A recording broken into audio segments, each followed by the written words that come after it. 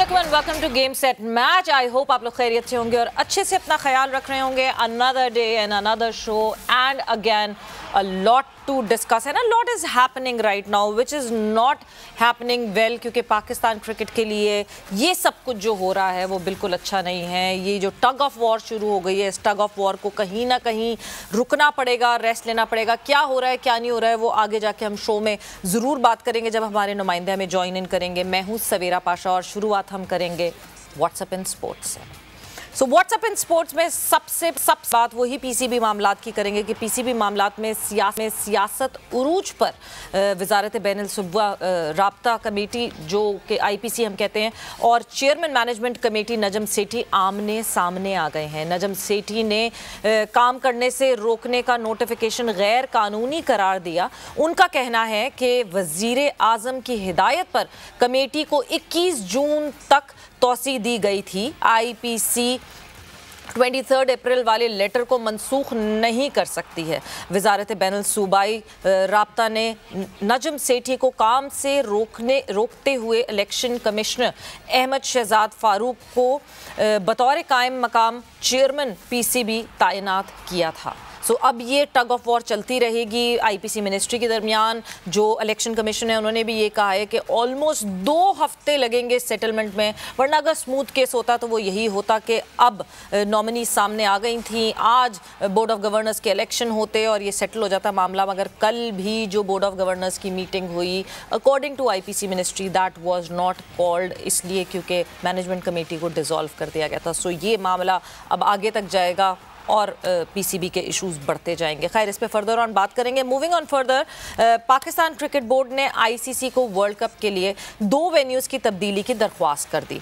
अब ये जो 2 वेन्यूज़ की तब्दीली की दरख्वास्त की है जिसकी वजह कंडीशंस का फ़ायदा उठाना है। 2 के कंडीशंस की बेसिस पे ये दरख्वास्त नहीं की जा सकती। इवन देन ये दरख्वास्त कर दी गई। पीसीबी ने 20 अक्टूबर को ऑस्ट्रेलिया के खिलाफ बेंगलोर में होने वाला मैच चेन्नई में और 23 अक्टूबर को अफगानिस्तान के खिलाफ चेन्नई में होने वाला मैच बेंगलोर में कराने की दरख्वास्त की है और भारतीय मीडिया के मुताबिक ये दरख्वास्त मुस्तरद कर दी गई है। आईसीसी और बीसीसीआई ने इस दरख्वास्त को मुस्तरद कर दिया है।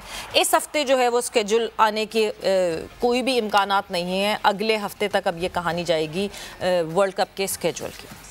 मूविंग ऑन फर्दर बात करें अब आज के दिन जब हम बात करते हैं अपनी फतुआत की बात करते हैं, हम बहुत दफ़ा 1992 तो याद करते हैं मगर जब हम बात करें 2009 सो 21 जून 2009 पाकिस्तान T20 क्रिकेट का आलमी चैम्पियन बना और यूनुस खान की कप्तानी में पाकिस्तान T20 चैम्पियन बने हुए 14 साल हो गए हैं पाकिस्तान को। पाकिस्तान ने 2009 में श्रीलंका को शिकस्त देकर वर्ल्ड T20 का टाइटल जीता था। शाहिद खान आफरीदी ने सेमीफाइनल और फाइनल में मैच विनिंग इनिंग्स खेली थी। मूविंग ऑन फर्दर और फिर बात करें क्या ज़बरदस्त मुकाबला हमें देखने को मिला। कल जब इख्तिताम हुआ एशेज़ के पहले टेस्ट मैच का तो आपको अंदाज़ा हुआ कि टेस्ट क्रिकेट कितनी इंटरेस्टिंग है और कितनी इंटरेस्टिंग हो सकती है। इससे बड़ी मुझे लगता है कि इससे बड़ी एडवर्टिजमेंट टेस्ट क्रिकेट की नहीं हो सकती थी जिस तरह का ये मुकाबला हुआ। ये 5 दिन लगातार जिस तरह इंग्लैंड की टीम खेली मगर इंग्लैंड की बेसबॉल अप्रोच क्या काम ना आई बिकॉज ऑब्वियसली ऑस्ट्रेलिया ने जो है वो 2 विकेटों से जीत हासिल की। पैट कमिंस की कप्तानी इनिंग्स जो कैप्टन इनिंग्स पैट कमिंस ने खेली हैं, इनिंग्स इंग्लैंड के हाथों से फतह छीन के ले गई मगर एक टग ऑफ वॉर उनके बीच में भी चलती रही। ऑस्ट्रेलिया ने सनसनीखेज मुकाबले के बाद इंग्लैंड को 2 विकेटों से शिकस्त दी। बारिश से मुतासर हुआ जो आखिरी रोज़ था उसमें ऑस्ट्रेलिया को कामयाबी के लिए 174 रन दरकार थे। उस्मान ख्वाजा की मज़ाहमत और पैट कमिंस की जिम्मेदाराना बैटिंग ने ऑस्ट्रेलिया को मैच जितवाया। Usman Khawaja man of the match बने और क्यों ना बनते क्योंकि he was the major difference between England and Australia, वरना तो दोनों पाए की टीम्स और दोनों ने बहुत ही ज़बरदस्त मुकाबला और टाकरा किया। Moving on further south Asian football championship की बात करें तो साउथ एशियन फुटबॉल चैम्पियनशिप में शिरकत के लिए कौमी टीम 2 हिस्सों में भारत पहुंच गई। आधे खिलाड़ी कल रात और आधे आज सुबह भारत पहुंचे हैं और कौमी टीम आज बेंगलोर में रिवायती हरीफ भारत से मुकाबला करेगी। मैच पाकिस्तानी वक्त के मुताबिक शाम 7 बजे शुरू होगा। So another Pak Bharat टाकरा happening today. दो के ये रिक्वेस्ट ज़रूर की थी पाकिस्तान टीम ने और पाकिस्तान ने कि उसको रीस्केड्यूल कर दिया जाए, बिकॉज आज कुछ लड़के पहुँचे हैं, कुछ कल रात को पहुँचे हैं, बट वो रीस्केड्यूल करना was not may be possible, वो नहीं किया गया। सो आज देखना है कि भारत की टीम के अगेंस्ट कैसे पाकिस्तान की टीम परफॉर्म करेगी। इंडियन कोच ने बहुत तारीफ़ें की हैं पाकिस्तान टीम की, जो पाकिस्तान के ओवरसीज़ प्लेयर्स हैं उनके हवाले से भी बहुत तारीफ़ें की हैं, बट लेट्स सी कि आज की परफॉर्मेंस कैसी होती है। This is the beginning of their tour. I hope कि इस इवेंट में अच्छी परफॉर्मेंस आए, साउथ एशियन फुटबॉल चैम्पियनशिप में पाकिस्तान की टीम कुछ बेहतर कर सके।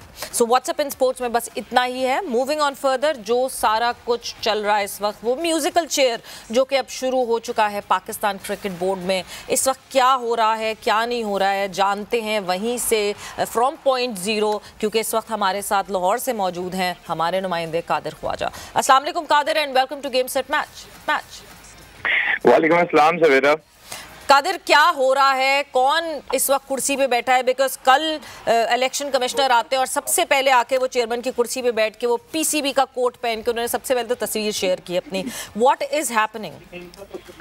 देखिए, पाकिस्तान क्रिकेट बोर्ड का जो चेयरमैन है, वो जिस तरह नजम सेठी ने कहा था कि मैं इस दौर से बाहर हूँ, चेयरमैन के उम्मीदवार नहीं हूँ, उसके बाद से ज़का अशरफ मजबूत उम्मीदवार थे, लेकिन उनके अभी उनको चेयरमैन बनने में इंतजार करना पड़ेगा, क्योंकि एक नई बहस जो है वो छिड़ गई है। आईपीसी के मैनेजमेंट कमेटी को तहलील करने के बाद नोटिफिकेशन जारी किया गया कि पीसीबी मैनेजमेंट कमेटी जो है वो काम नहीं कर सकती। उसके बाद जो है फौरी बाद पाकिस्तान क्रिकेट बोर्ड की तरफ से तमाम तर मैनेजमेंट कमेटी के जो अरकान थे उनका इजलास था, उसका जो तमाम सूरत हाल थी वो जारी की गई और फिर आईपीसी ने नोटिफिकेशन जारी करते हुए मैनेजमेंट कमेटी को तहलील किया था। साबिक कप्तान आमिर सुहेल ने भी मैनेजमेंट कमेटी को काम करने से रोकने के लिए नोटिस भिजवाया था, जबकि मैनेजमेंट कमेटी के सरबराह नजम सेठी ने इस सब के बावजूद मैनेजमेंट कमेटी का इजलास तलब किया था और इजलास में 4 डिपार्टमेंट्स और 4 रीजन्स के जो नुमाइंदे थे उनको बोर्ड ऑफ गवर्नर्स बनाने की मंजूरी भी दी थी। लाहौर, कराची, पेशावर, रावलपिंडी के ये आमिर सुहेल ने किस सिलसिले में जो है वो ये अपील की या ये भिजवाया नोटिस?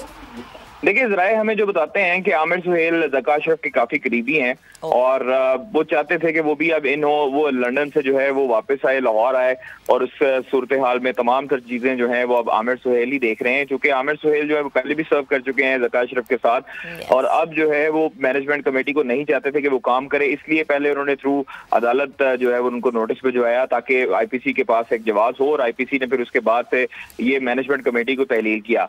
मैं जो बात कर रहा था, जो अभी 4 डिपार्टमेंट्स और 4 रीजन्स थे वो अचानक से मैनेजमेंट कमेटी ने चेंज कर दिए थे। आपको याद हो, पहले 4 जो बनाए थे वो उनके rotation as a rotation policy के तहत जो आए थे 4 रीजन्स के नुमाइंदे, अब वो उनको चेंज करके लाहौर, कराची, पेशावर, रावलपिंडी के रीजनल नुमाइंदों को बोर्ड ऑफ गवर्नर का हिस्सा बनाया गया है। वजीर आजम मियां मोहम्मद शहबाज, ये नजम सेठी जब हमारी गुफ्तगू हुई इस तमाम तर मामले में, तो उनका ये कहना था कि वजीर आजम जो है वो मियां मोहम्मद शहबाज शरीफ की हिदायत पर आईपीसी ने मैनेजमेंट कमेटी को 23 अप्रैल को 21 जून तक जो है वो तोसीह दी थी और आईपीसी का 20 जून को मैनेजमेंट कमेटी को तहलील करने का हुक्म जो है वो गैर कानूनी है और इस हवाले से मैनेजमेंट कमेटी का इजलास कानून के मुताबिक हुआ है। मैनेजमेंट कमेटी ने पहले से ऐलान करदा रीजन्स के जो कल नुमाइंदों को आखिरी इजलास में तब्दील किया था, उस हवाले से काफी हद तक ये मामला अब अदालत में जाते हुए नहीं दिखाई देंगे कि ज़का अशरफ एंड पार्टी और आईपीसी मिनिस्ट्री जो है वो वहां पर अदालत में जाएगी और नजम सेठी भी इसको कहेंगे कि ये हमारे जो 4 रीजन्स के नुमाइंदे हैं वो हमने मैनेजमेंट कमेटी की मुद्दत जो है वो 21 तारीख यानी कि आज तक जो है बैलेट थी, उस हवाले से कल जो उन्होंने 4 एजेंट्स के नुमाइंदे मुंतखब किए हैं वो बिल्कुल ठीक किए हैं। हालांकि ये 4 एजेंट्स के नुमाइंदों में से कोई भी जो है वो एक ज़का अशरफ की मुखालफत कर सकता है, तो ये सूरत हाल जो है वो अब म्यूजिकल वाकई चेयर्स बन चुकी हैं और इस हवाले से अगर देखा जाए तो कायम मुकाम जो चेयरमैन और इलेक्शन कमिश्नर है अहमद शहजाद राना, वो भी अब इस वक्त इस्लामाबाद में मौजूद हैं, आईपीसी मिनिस्ट्री से मुलाकात करेंगे। जराए में बताते हैं कि अभी इस टाइम ज़का अशरफ भी आईपीसी मिनिस्ट्री के साथ हैं, उनके साथ मुलाकातें कर रहे हैं, तमाम तर सूरत हाल का जायजा ले रहे हैं कि अब आइंदा का लाएमल क्या तैयार करना है। तो इस हवाले से इलेक्शन कमिश्नर है वो तो फेवर में थे इस बोर्ड ऑफ गवर्नर्स, वो he was satisfied with that. देखिए असल में थोड़ी अगर चीज देखी जाए तो नजम सेठी और जो इलेक्शन कमिश्नर है, कायम मुकाम चेयरमैन है, उनका भी पॉइंट वैलिड है कि वजीर आजम की तरफ से जब खुद आईपीसी मिनिस्ट्री के लेटर पर ये आया था कि 23 अप्रैल को जो हुई थी मीटिंग, उसमें ये लेटर कैंसिल नहीं कर सकते, उसको 20 जून तक जो है वो 21 जून तक एक्सटेंशन दी गई थी मैनेजमेंट कमेटी को, और मैनेजमेंट कमेटी वजीर आजम के ऑर्डर के मुताबिक 21 जून तक काम कर सकती थी। ये आईपीसी मिनिस्ट्री का जवाब पैदा नहीं होता कि वो जो है वो अपना लेटर दोबारा इशू करके तहरीर कर दे। वजीर आजम की तरफ से, जो कि पैटर्न इन चीफ है, वजीर आजम सुप्रीम पावर है पाकिस्तान की, तो वो कर सकते थे इसकी, और इसलिए जो है मैं समझता हूँ कि कायम मुकाम जो चेयरमैन है और इलेक्शन कमिश्नर है अहमद शहजाद राना, उन्होंने भी उनको तरजीह दी कि नजम सेठी और मैनेजमेंट कमेटी ने जो इजलास किया वो उनके मुताबिक ठीक था। बट कादिर, अपनी ट्वीट में सेठी साहब लिखते हैं, instability and uncertainty is not good for Pakistan cricket board. आपने ये नहीं उनसे पूछा कि इसकी वजह से जो इनस्टेबिलिटी और अनसर्टेनिटी आएगी उसका क्या होगा फिर? देखिए इस जवाब पर खामोश रहे, और आप ये देखें कि उन्होंने लिखा था कि बोन ऑफ कंटेंशन नहीं बनना चाहता मैं, तो ये बिल्कुल अब जो ये जो कुर्सी है, ये सब कुर्सी का खेल है, और चेयरमैन जो है वो अपनी मर्जी से उन्होंने ये आप ये समझें कि उन्होंने अपनी विड्रॉ नहीं किया, बल्कि उनको नजर आ रहा था कि अब ये उनकी सूरत हाल उनके लिए घेरा तंग हो रहा है। जिस तरह देखें आप, रमीज राजा के लिए रात के टाइम एक ट्वीट की गई, रमीज राजा को घर भेज दिया गया। अब उसी तरह रात के टाइम नजम सेठी ने ट्वीट की है, और आज वो खुद जो है वो घर बैठे हुए हैं। तो ये चीजें हम पहले भी अपने प्रोग्राम में कहते रहे हैं, गेम सेट मैच में भी, और तमाम तर ये समा के प्लेटफॉर्म से कहते रहे कि इसको पॉलिटिसाइज नहीं करना चाहिए। जो भी चेयरमैन है उसको अपनी मुद्दत पूरी करनी चाहिए, और बाकायदा तौर पर तमाम जो तरीकाकार है वो बिल्कुल कानून के मुताबिक और आइन के मुताबिक होना चाहिए। कादिर, बहुत बहुत शुक्रिया, thank you, thanks a lot.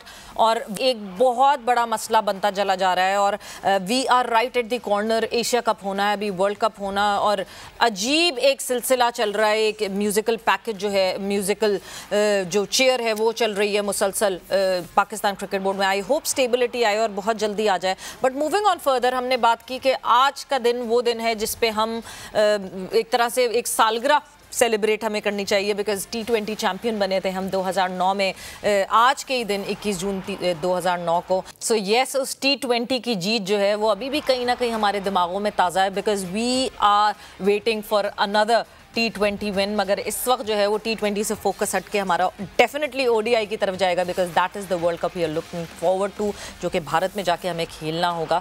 But एक और जो हमने अभी व्हाट्सएप में बात की थी टेस्ट क्रिकेट के ऊपर, how best is test cricket, क्योंकि अगर कोई फॉर्मेट आपको कहा जाए क्रिकेट का कौन सा बेहतरीन है, so it would definitely be test cricket. But over the period of time लोगों के पास इंटरेस्ट कम हो गया था टेस्ट क्रिकेट के लिए, टाइम कम हो गया था टेस्ट क्रिकेट के लिए। मगर अगर ऐसे टेस्ट मैचेस होते रहे तो मेरा नहीं ख्याल कि कोई भी ऐसा कोई शख्स होगा जो ना देखना चाहे। We were hook to the television last night, और हम सब इस पे अटके हुए थे कि वो 4 रन आखिरी जो है वो करवाना इंग्लैंड ने इतना मुश्किल किया हुआ था ऑस्ट्रेलिया के लिए कि उन 4 रन में भी उनको ये भरोसा था कि शायद वो 2 विकेटें कहीं ले जाएंगे।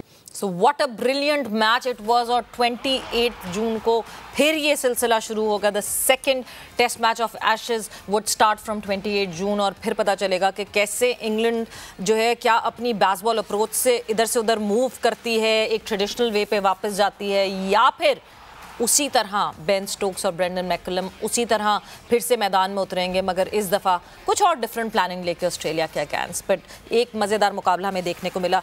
आगे बात करें और फर्दर ऑन मूव ऑन करें तो पाकिस्तान में जो खेल अलग अलग और खेल होते हैं और इंडिविजुअल्स जिसकी कोशिश करते हैं, वो बहुत सारे लोग इस तरह मौजूद हैं, और बहुत सारे ऐसे खेल हैं जिनकी अलग अलग इवेंट्स जो हैं वो over the period of time अब पाकिस्तान में होंगे।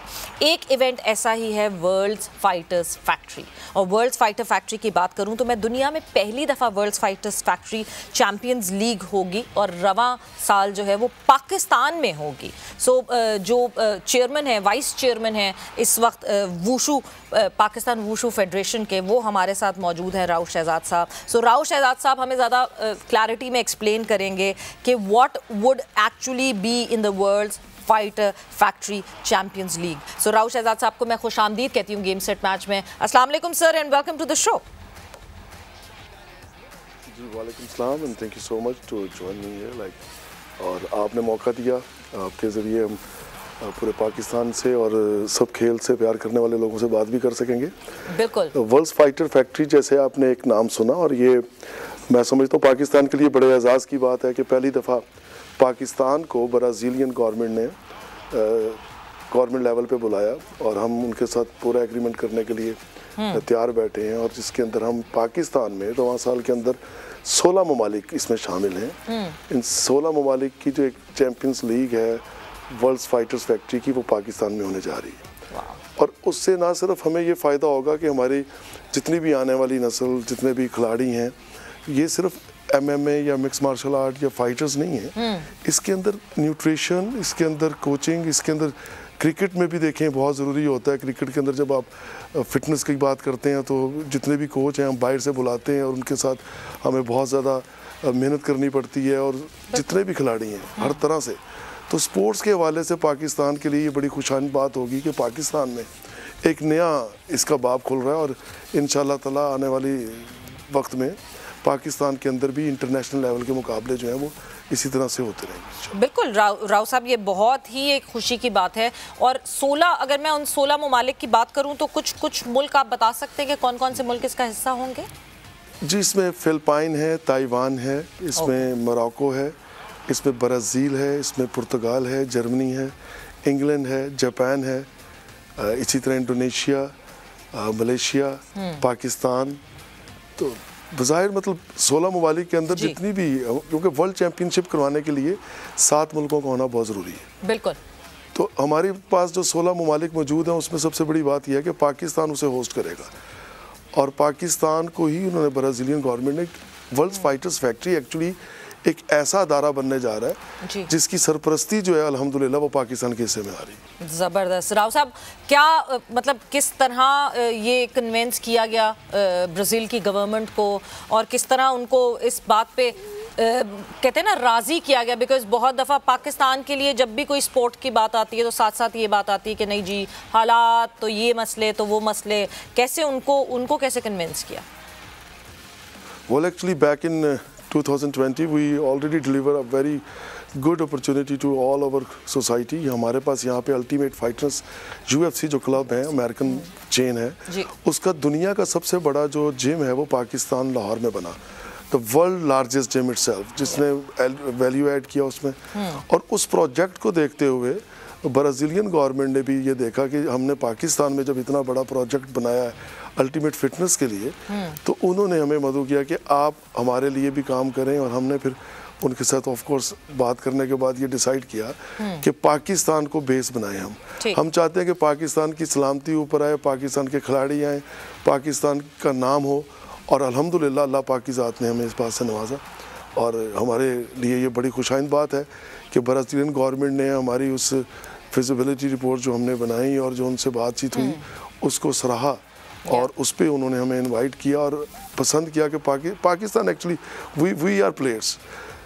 तो हमारे लिए तो खिलाड़ियों के लिए पाकिस्तान में ये बहुत बड़ा एक ऐसा कदम है जिसके बाद मैं समझता हूँ कि ग्रास रूट लेवल से एक नर्सरी तैयार होने जा रही है, जिससे पाकिस्तान का नाम भी रोशन होगा और हमारे दोबारा से ग्राउंड भी आबाद हो सकेंगे।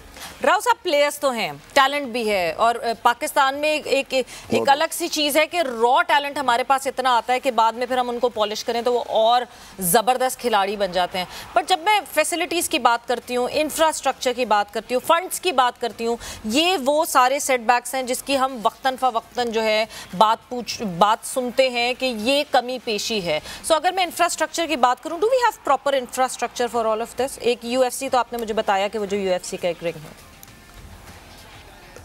देखिए, पाकिस्तान के अंदर कोई कमी नहीं है टैलेंट की। पाकिस्तान में जितने भी खिलाड़ी मौजूद हैं वो अपने तौर पे मेहनत कर रहे हैं, और वो पाकिस्तान के लिए कहीं ना कहीं मेहनत से लड़ रहे हैं, पाकिस्तान की सलामती के लिए, पाकिस्तान की बका के लिए वो जंग लड़ रहे हैं। तो हमें अपने मुल्क से प्यार है। जहाँ तक इंफ्रास्ट्रक्चर की बात है, सब कुछ बनाया है पाकिस्तान गवर्नमेंट ने भी, गाये बगाए इस पे बहुत काम किया।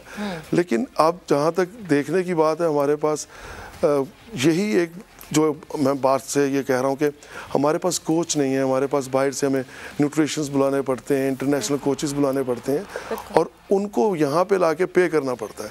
तो ये एक ऐसा धारा हम बनाने जा रहे हैं जिसके अंदर वर्ल्ड फाइटर्स फैक्ट्री के अंदर ना सिर्फ यहाँ पे चैम्पियंस लीग होगी, वर्ल्ड इंटरनेशनल मुकाबले होंगे, बल्कि सीखने का मौका मिलेगा।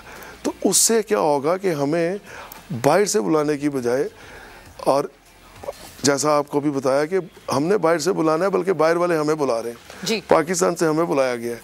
तो इसका मतलब है कि पाकिस्तान में कोई कमी नहीं है और हमने हमेशा मेडल्स लिए हैं। सैफ गेम के अंदर हमने 3 दफ़ा मेडल लिया, एशियन गेम्स में हमने मेडल्स उठाए। पाकिस्तान के अंदर सारी स्पोर्ट्स के लिए हर तरह की सहूलत मौजूद है, सिर्फ ज़रा सी दम हो तो ये मट्टी बड़ी ज़रखेज़ है साकी। तो वही बात है कि पाकिस्तान के लिए हमेशा पाकिस्तान जिंदाबाद का नारा ही लगता है और हम समझते हैं कि पाकिस्तान है तो हम हैं, और खिलाड़ियों के लिए पाकिस्तान से अच्छी जगह कोई नहीं। बिल्कुल, बेशक ज़रखेज़ तो बिल्कुल है ये ज़मीन, इसलिए हमें इतने जो हैं इतना रॉ टैलेंट दिखता है। बट राव साहब, जब मैं ये बात करती हूँ, एक तो अगला जो रवां साल में कौन सा आप मंथ कह रहे हैं, किस मंथ में ये हम देख रहे हैं होते हुए इवेंट? देखिए, रवां साल में हम समझ रहे हैं कि ये अप्रैल मई के अंदर जो है, क्योंकि 16 ममालिक हैं, उनकी यहाँ पे सबको मदऊ करना, उसके लिए इंफ्रास्ट्रक्चर, हमारे अपने यहाँ पे सिक्योरिटी मैटर्स को क्लियरेंस लेके सारा, तो अप्रैल मई के अंदर जो है हम देख रहे हैं कि ये होगा, क्योंकि it's a big event, it's not a small thing कि 16 ममालिक की टीमें और एक टीम में तकरीबन 17 के करीब लोग होते हैं। मुख्तलिफ कैटेगरीज में एमच्योर होते हैं, मैच्योर, और सारी 65 टू लेके 85 तक, और सारे लोग जो है, फिर उनके साथ डॉक्टर्स हैं, पैनल्स हैं। तो ये एक बड़ा इवेंट होने जा रहा है। बिल्कुल, यानी हॉस्पिटैलिटी डिपार्टमेंट भी इसके अंदर आएगा, आपको सारी उनके जो स्टेज हैं उसके हवाले से भी आपको उसकी भी चीज़ें देखनी पड़ेंगी। सो स्पॉन्सर्स से अभी तक डिस्कशन शुरू हुआ है, कोई बात शुरू हुई है, कोई स्पॉन्सर्स ऑन बोर्ड आपके पास आना शुरू हो गए हैं? देखिए, स्पॉन्सर्स अभी तक तो हमने नहीं लिए, लेकिन इंटरनेशनली जो सपोर्ट करते हैं अदारे इस गेम को, क्योंकि ब्राज़ील जो है वो खुद इसका फाउंडर है, ठीक है, MMA का, और ब्राज़ील गवर्नमेंट जब हमारे साथ कोलैबोरेट कर रही है तो सबसे बड़ा स्पॉन्सर तो हमारा वही है। So would they fund you? और जहाँ तक खिलाड़ियों की बात, उनकी तरफ से आएगी इसका मतलब? जी, they are going to fund. ठीक है, यस, ठीक है। और फिर over the period of time obviously local sponsors तो लाने ही पड़ेंगे। और भी ऑफ कोर्स वो तो यहाँ पे जब हम कुछ करके दिखाएंगे और जब यहाँ पे इतना मेला सजेगा पाकिस्तान में, 16 ममालिक के लोग आएंगे, तो उससे देखें ट्रैवल, टूरिज्म, कल्चर एक दूसरे के करीब होने का मौका मिलता है और सरहदें जो हैं वो सिमट जाती हैं। तो ये खिलाड़ी हैं जो कहीं भी जाके मुल्कों को, कल्चर को करीब लाने का काम कर सकते हैं। बेशक, मतलब वो हम स्पोर्ट्स कहते हैं ना, sports connect the world together and sports definitely connect the world together. But अब ऑब्वियसली अभी अप्रैल में टाइम है, बट क्या इस पेज पे अब आ चुके हैं, आपके ब्रॉडकास्टर्स से बात हुई है, would this event be live on TV, लोगों को देखने का मौका मिलेगा क्या, और क्या प्लान किया हुआ इसके हवाले से? Yeah, we are in the discuss with the 10 sports। 10 sports के साथ हमारा है, ESPN के साथ कर रहे हैं, इंटरनेशनली उनके साथ बात हो रही है। हम यहाँ पे भी समा के हवाले से भी, जैसे आपके साथ हमें मौका एक मिला है कि हम अपने लोगों से बात कर सकें, तो ऑफ कोर्स ये हम ऑनियर भी करेंगे और इसमें जितने भी ब्रॉडकास्ट करने वाले लोग हैं उनको भी शामिल करेंगे, और सबसे पहले पाकिस्तान। तो पाकिस्तान से ही हम शुरुआत करेंगे और यहीं से, क्योंकि चैंपियनशिप्स तो यहीं होंगी पाकिस्तान में जी, तो इंशाल्लाह ताला बेहतरी की तरफ ये रवा दवा होगा। ठीक है राव साहब, बहुत बहुत शुक्रिया and good luck for this event, the factory champions league. इसके लिए बहुत बहुत आपको जो है हमारी सारी दुआएं आपके साथ, एंड आई होप कि ये एक बहुत सक्सेसफुल इवेंट हो पाकिस्तान के लिए, और पाकिस्तान की हिस्ट्री में ये बात आए कि जी सबसे पहली जो चैंपियंस लीग हुई वर्ल्ड फाइटर फैक्ट्री की, वो पाकिस्तान में हुई। बट इसी तरह मैं कहती हूँ ना कि इसी तरह लोग जो हैं वो अपनी डेडिकेशन के साथ आगे बढ़ते जाते हैं और कुछ ना कुछ हम स्पोर्ट्स में करते रहते हैं। इस वक्त गेम सेट मैच में जो है वो एक ब्रेक का हुआ है, हम एक ब्रेक पर जाएंगे और जैसे ही ब्रेक से वापस आएंगे, आज होना है पाक भारत टाकरा। क्रिकेट का नहीं है, इस वजह से शायद इतना शोर नहीं मच रहा। फुटबॉल में आमने सामने होगी पाकिस्तान और भारत की टीम, उसके हवाले से हमारी डिस्कशन होगी। देखते रहिए game set match. And welcome back to game set match. Break पे जाने से पहले हमारी डिस्कशन हो रही थी, एक चैंपियनशिप इवेंट जो है वो रवां साल में जो है वो पाकिस्तान में खेला जाएगा, दी वर्ल्ड्स फाइटर इवेंट, और उसके हवाले से हमारी डिस्कशन हुई। राव शहजाद साहब हमारे पास मौजूद थे, और अब आगे बढ़ते हैं। और जिस तरह मैंने आपको ब्रेक पे जाते हुए बताया था कि पाक भारत मुकाबला आज फिर से होना है, मगर Pakistan football would be in action versus the Indian football team Saif championship जो कि इंडिया में खेली जा रही है। बट सबसे बड़ा इसमें इशू ये था, बिकॉज इतना इशू रहा एनओसीज का, ये टीम पहले मॉरिशस गई, मॉरिशस में इनको एनओसी मिली जहाँ पे इंडियन हाई कमीशन ने परमिशन दी और वहाँ इंडियन एम्बेसी में जाके इन्होंने वीज़ाज़ का सारा प्रोसेस किया और लड़के जो हैं वो आधी जो लड़कों की लॉट थी वो कल रात को पहुंची, कुछ आज सुबह पहुंचे। And now the players, the Pakistani players, they are ready.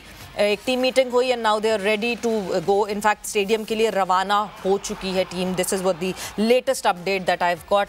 So yes, team जो है वो रवाना हो चुकी है इस वक्त स्टेडियम के लिए, बट बहुत ही निक ऑफ टाइम पे सारी चीज़ें हुई। कभी कभार मुझे बड़ा अफसोस होता है जब मैं इन प्लेयर्स को देखती हूँ कि ये कितनी डेडिकेशन से खेलते हैं, ये कितना अपना फोकस कैसे रख सकते हैं जब इतना सारा कुछ XYZ इधर उधर होता जा रहा है। मगर मैं अकेले यहाँ बात नहीं करूँगी सैफ चैम्पियनशिप के हवाले से, क्योंकि हमारे साथ जो है वो हमारे मेहमान मौजूद हैं, एक बहुत कड़ी नज़र रखते हैं। मैं अगर फ़ुटबॉल की बात करूं तो फ़ुटबॉल पे तो बहुत ही इनका एक फोकस है, एक बहुत स्ट्रॉन्ग फोकस है। मेरे साथ इस वक्त मौजूद हैं स्पोर्ट्स जर्नलिस्ट उमैद वसीम। उमैद, अस्सलाम वालेकुम and welcome to the show. वालेकुम सलाम Savera, thank you for the invite as always. Umaid, सबसे पहले तो मुझे ये बताएं कि एट लास्ट टीम पहुंच गई सैफ चैम्पियनशिप के लिए, जिस तरह किस्तों में ये टीम पहुंची है। आई बिलीव इन्होंने रिक्वेस्ट भी की थी कि ये मैच आगे बढ़ा दिया जाए, but that was not possible. Umaid, आप सुन सकते हैं मुझे? जी जी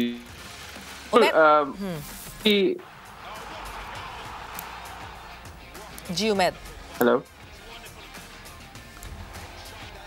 जी, ये टीम आज सुबह कुछ लड़के पहुंचे हैं, तो ये रिक्वेस्ट की गई थी कि ये मैच आगे अगर रीस्केड्यूल हो सके, और वो गालिबन हुआ नहीं। फिर रिक्वेस्ट जरूर डाली थी कि मैच आगे है, लेकिन समझे कि स्टाफ ने उनको ये कहा कि जी हमारी ब्रॉडकास्टर से डील हुई है और सारी चीजें एक मैच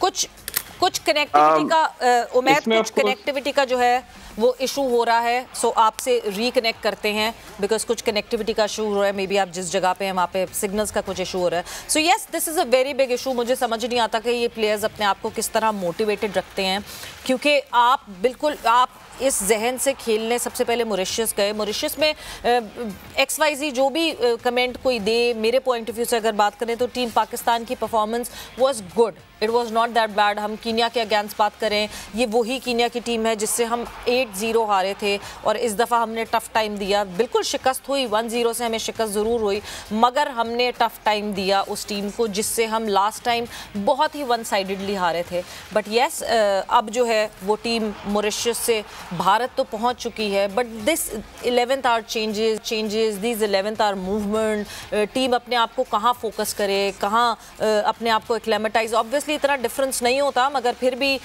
एक मुल्क से दूसरे मुल्क ट्रैवल करना। टीम पहले मुंबई पहुंची थी, मुंबई से फिर वो दूसरे शहर ट्रैवल उसने किया है, और फिर अब सैफ चैम्पियनशिप के लिए रेडी है। सो उमैद ने हमें जो है वो रिकनेक्ट किया है, और Umaid would be with us on the phone line. So Umaid, मैं आपसे ही पूछ रही थी कि इस मैच को रीस्केड्यूल करने की जरूर बात की थी टीम पाकिस्तान ने, but that was not possible. Yes, of course Pakistan क्योंकि बहुत ही लेट पहुंचा, यूजुअली इतना लेट पहुंच के 12 घंटे से भी कम वो पिच पे एंटर होंगे। तो कल PFF ने एक रिक्वेस्ट जरूर डाली थी सैफ को कि ये मैच आप आगे बढ़ा दें, लेकिन सैफ ने बेसिकली क्योंकि उनके ब्रॉडकास्टर्स से और बाकी सब टीम से डील हुई भी होती हैं, तो सैफ ने वो रिक्वेस्ट जो है वो रिफ्यूज कर दी पाकिस्तान की। हमारी टीम के लिए ऑफ कोर्स ये एक मुश्किल है। शुरू में ये भी रिपोर्ट्स आ रही थी कि जो इंडियन फुटबॉल फेडरेशन है जी, वो जो है वो कोशिश में थी कि पाकिस्तान की रिक्वेस्ट जो है उसको अकोमोडेट कर लें। लेकिन बाकी और भी टीमों ने खेलना है, कुवैत है, नेपाल है, और उसके बाद सैफ ने ये डिसाइड किया कि मैच आगे नहीं हो सकता। ओके, और ऑब्वियसली जब हम पाकिस्तान इंडिया के मैच की बात करते हैं, चाहे वो फुटबॉल हो या कुछ भी हो, उसका एक स्लॉट बहुत इंपॉर्टेंट होता है। बट उमैद, मतलब लोगों को थोड़ी सी क्लैरिटी ये देने की जरूरत है कि why did this delay happen, ये हुआ क्यों? देखिए डिले जो है ना, देखिए पीएफएफ को बहुत पहले से पता था कि उन्होंने इंडिया जाना है। बिल्कुल। थोड़ा सा देखिए प्लानिंग फॉल्ट पीएफएफ की तरफ से भी है जी। उन्होंने रिक्वेस्ट भेजी तो डॉक्यूमेंटेशन कंप्लीट नहीं थी। आपको पता है कि टीम्स को बाहर जाने के लिए एक श्योरिटी बॉन्ड सबमिट करना होता है, और इंडिया के लिहाज से क्योंकि पाकिस्तान और इंडिया के इतने स्ट्रेन्ड पॉलिटिकल रिलेशंस हैं, तो बैकग्राउंड चेक्स वगैरह बड़ा लंबा टाइम लेते हैं एनओसी इशू होने से पहले। जब पाकिस्तान को एनओसी मिली तब वो फ्राइडे का दिन था, और फ्राइडे के बाद फिर वीकेंड आ गया, तो इंडियन हाई कमीशन जो मॉरिशस में था, क्योंकि हमारी टीम मॉरिशस में 4 नेशंस खेलने गई हुई थी जी, तो जबकि उन्होंने वीजा जो है वो थर्सडे को अप्लाई किए थे, फ्राइडे को इनको एनओसी मिली, और एनओसी जब तक इंडियन हाई कमीशन पहुंची तो उनके वीजा ऑफिस क्लोज हो गए थे। तो उन्होंने फिर मंडे को बुलाया। इसमें जो इंडियन ऑफिशियल्स हैं इंडियन फुटबॉल फेडरेशन के और स्टाफ के, वो काफी हद तक इन्वॉल्व रहे in trying to expedite the process, और फाइनली मंडे को 5:30 बजे इनको इनके पासपोर्ट मिले विद द वीजास। ओके। उमेद, आईपीसी मिनिस्टर जो हैं वो मजारी साहब हमारे शो पर आए थे और उन्होंने ये कहा कि आईपीसी मिनिस्ट्री की तरफ से तो एनओसी जारी हो गई थी, बट इंटीरियर मिनिस्ट्री जो है वो अभी तक थोड़ी सी डाइसी थी, इसलिए क्योंकि पाकिस्तान फुटबॉल टीम में जो है वो बहुत सारे ओवरसीज प्लेयर हैं, and they could not take the responsibility of those overseas players traveling to India. Maybe that was एक hurdle था जिसकी वजह से ये सारा डिले आया। जी ऑफ कोर्स, क्योंकि असल में बहुत सारे प्लेयर्स के पास डुअल नेशनैलिटीज हैं, तो डुअल पासपोर्ट्स हैं। ठीक। They were of course traveling to India on their Pakistani passport, लेकिन ऑफ कोर्स वो उसमें फिर बैकग्राउंड चेक्स, और आपको पता है कि पाकिस्तान के लिए ये एक बड़ा सेंसिटिव सा टूर था जी, क्योंकि अक्सर दफा हमने देखा है इनफैक्ट बड़े लेवल गेम्स पे कि हमारे कुछ एथलीट स्लिप कर जाते हैं। तो ये सब चीजें इंश्योर करने के लिए ऑफ कोर्स बहुत सारी डॉक्यूमेंटेशन चाहिए होती है, और interior ministry took its time of course to ascertain कि जी ऐसा कुछ होगा तो नहीं, क्योंकि ऑफ कोर्स उसमें आगे तो मुल्क की बदनामी होती है। जाहिर सी बात है। मगर जब मैं पीएफएफ की बात करती हूँ, क्या कोई ऐसी हमारे पास कॉन्स्टिट्यूशन में ऐसा बैरियर तो नहीं है कि डुअल नेशनल जो है वो पाकिस्तान टीम का हिस्सा नहीं बन सकता? मतलब ये आउट ऑफ लॉ तो कोई चीज़ नहीं हो रही थी ना यहाँ पे? नहीं, बिल्कुल नहीं। लेकिन डुअल नेशनल अब देखें बहुत सारी और टीमें हैं। हमने वर्ल्ड कप पे देखा कि मोरक्को ने बड़ा अच्छा किया विद प्लेयर्स जो मोरक्को में पैदा नहीं हुए थे, बट मोरक्कन हेरिटेज थी उनकी जी, और वो वर्ल्ड कप के सेमीफाइनल में पहुंचे। तो इसमें कोई इतना बड़ा मसला नहीं है, पूरी दुनिया में ये प्रैक्टिस फॉलो होती है। अगर आपकी हेरिटेज पाकिस्तानी है तो आप पाकिस्तान के लिए खेल सकते हैं, और फीफा इसकी इजाजत भी देती है और इंटरनेशनल क्लियरेंस भी देती है इस चीज के लिए। बिल्कुल। So now talking about this competition, obviously जब हम दोनों टीम्स को देखते हैं, आप रैंकिंग पे मुआवजा करें, आप उस पर वेटेज करें, तो मोस्ट प्रॉब्ली 98 जो है वो अब रैंक हो गया है टीम इंडिया का, एंड हम लोग तो 190 समथिंग पे कोई हमारा रैंकिंग है। उस रैंकिंग को देखते हुए व्हाट डू यू थिंक, क्या एक्सपेक्ट किया जाए? देखिए, मैं वैसे तो क्योंकि हम सब पाकिस्तान टीम को सपोर्ट करते हैं, हम चाहते हैं पाकिस्तान टीम जीते, लेकिन एक्सपेक्टेशंस अगर आप अपनी लो रखें तो आपको ज्यादा खुशी मिल सकती है इन केस इवन अगर हम ड्रॉ कर लें। हमारे लिए ड्रॉ करना गिवन द सर्कमस्टांसेस एक बहुत बड़ा रिजल्ट होगा। इवन अगर हम कम मार्जिन से भी हार जाएं वो भी एक बहुत बड़ी बात होगी। प्लेयर्स जो हैं वो इतनी लंबी लॉन्ग हॉल फ्लाइट करके इंडिया पहुंचे हैं, उनकी एक भी ट्रेनिंग सेशन नहीं हुआ है बेंगलुरु में, प्लेयर्स को एक्लेमेटाइज करने का भी टाइम नहीं मिला है। यूजुअली होता यह है कि जब टीम किसी जगह टूर्नामेंट खेलने जाती हैं तो मैचेस से 1-2 दिन पहले वो उस ग्राउंड का भी विजिट करती हैं, वहाँ की प्लेइंग सरफेस देखते हैं। बेंगलुरु में आर्टिफिशियल टर्फ है, तो ये सारी कुछ चीजें हैं, ये हमारे लिए तो ऑफ कोर्स पाकिस्तान टीम के लिए एक ड्रॉबैक है। बिल्कुल है। सो मैनेज अब तो इवेंचुअली मैनेज करना ही पड़ेगा। ये लड़के बेचारे हमेशा ही मैनेज करते रहते हैं, but all our best wishes to them, to the Pakistan football team. Thank you Matt, thanks a lot for your time. और जाते मैं यही कहूँगी कि जब ये सारी बातें हो रही थी कि जी रैंक डिफरेंट है इंडिया की टीम का और पाकिस्तान की टीम का, इंडिया की टीम बड़ी रिलैक्स्ड होगी, तो इंडिया के जो फुटबॉल के कोच हैं उन्होंने, इगोर ने जो है ये कहा कि ऐसी कोई बात नहीं है, और जो हमारे ओवरसीज़ प्लेयर हैं उनके क्रेडेंशियल्स बताए कि उनके क्रेडेंशियल्स बहुत हैवी हैं. सो लेट्स सी ये मुकाबला कैसा होता है. आज पाकिस्तान के स्टैंडर्ड टाइम के हवाले से 7 बजे शाम को जो है ये मुकाबला शुरू होगा. All our best wishes to the Pakistan football team. I hope they do well, and I hope कि कहीं कोई सरप्राइज ज़रूर हो. डेफिनेटली अगर पाकिस्तान टीम जो है वो इंडियन टीम को हरा पाएगी, that would be called an upset, क्योंकि जो परफॉर्मेंसेज जो अभी इस वक्त जो टाइम फ्रेम है उसमें मुझे लगता है कि इंडिया टीम जो है वो इस वक्त फेवरेट होगी. एंड विद दैट वक्त यहाँ पे गेम सेट मैच का ख़त्म हो गया है. सो आप लोग जो है अपना बहुत ख्याल रखें. इंशाल्लाह आपसे कल मुलाकात होगी. टेक केयर, बाय बाय, अल्लाह हाफ़िज़.